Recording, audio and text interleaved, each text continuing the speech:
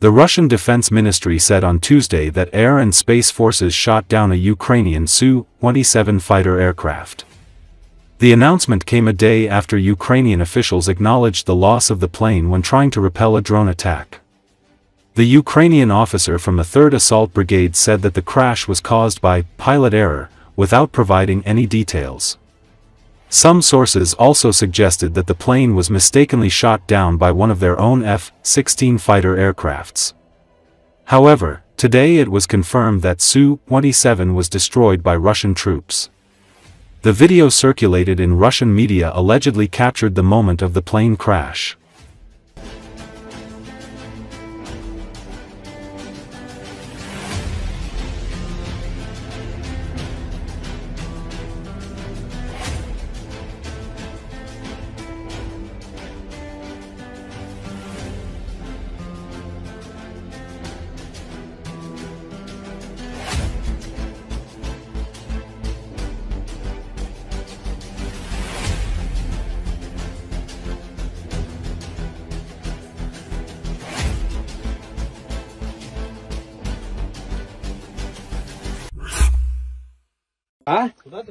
The soldiers of the occupying Russian army, who were under fire from the Ukrainian army, have released footage from their trenches.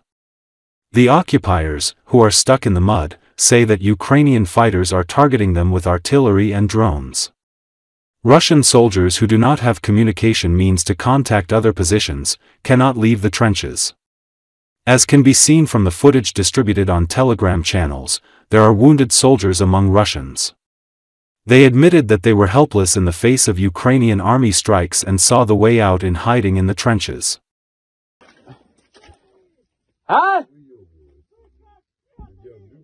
Принял! Выход!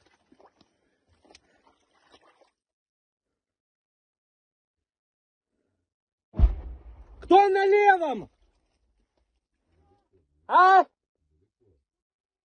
Кто на левом? Иди сюда! Иди сюда! Ой! Блядь! Иди сюда! Они с 2 орудий работают! Беги сюда!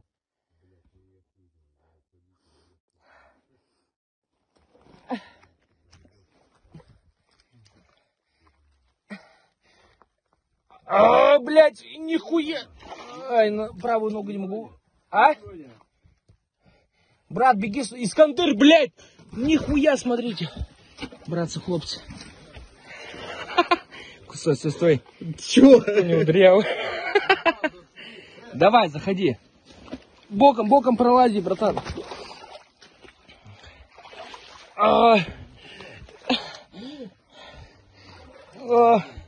Сука. А мне осколок залетел в правую ногу, в левую.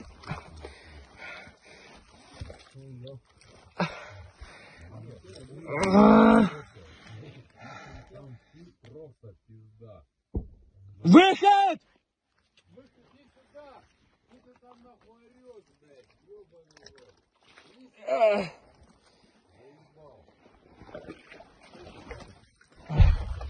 Бля, нихуя не пиздошит, пидорасы, а?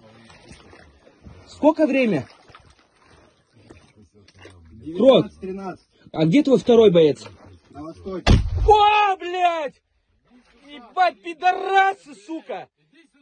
Да нахуй пошли, отстреляемся, блядь! Нихуя там дымоган, блядь, как уебали, а! Уроды ебаные! Чё? Я за него!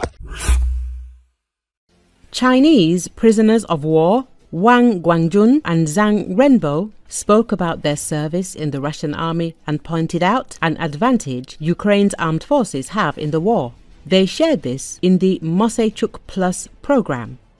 The prisoners from China Wang Guangjun and Zhang Renbo talked about their experience serving in the Russian army and highlighted the strengths of Ukraine's armed forces. In fact, we don't experience oppression or restrictions. The food is good, medical care is accessible.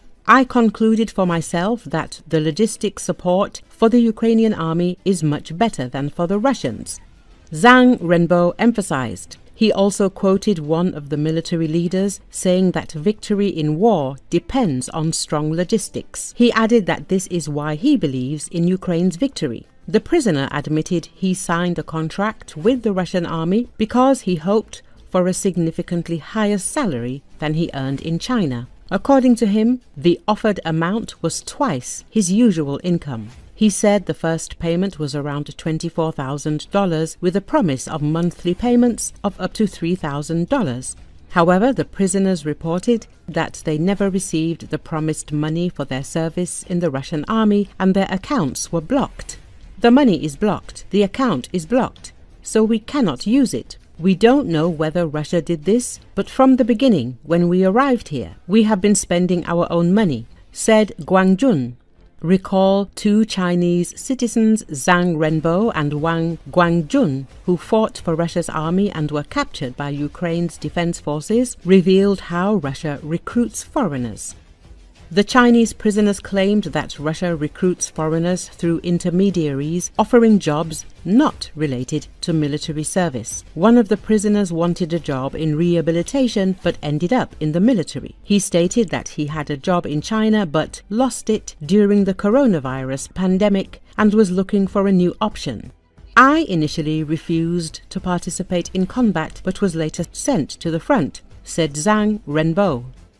Meanwhile, Wang Guangjun said that he was not given details about his contract with the Russian armed forces, including the responsibilities and compensation. He was initially offered a job as a builder. All documents were in Russian, and communication was through gestures. They showed us signs of what we needed to do. The situation was, I received a card with 200,000 rubles, but I couldn't use the card. Periodically, the Russians took the card to spend money on fuel and power banks, said Zhang Renbo. Zhang Renbo also described how he was captured. He said that on December the 20th, 2024, he arrived in Moscow, then went to Rostov, and then to temporarily occupied Donetsk, where he moved from bunker to bunker for about a month and communicated with soldiers under constant shelling. On April the 5th, he was captured. Both prisoners claimed that they supposedly did not kill Ukrainian soldiers during combat because they weren't on the front line for a long time.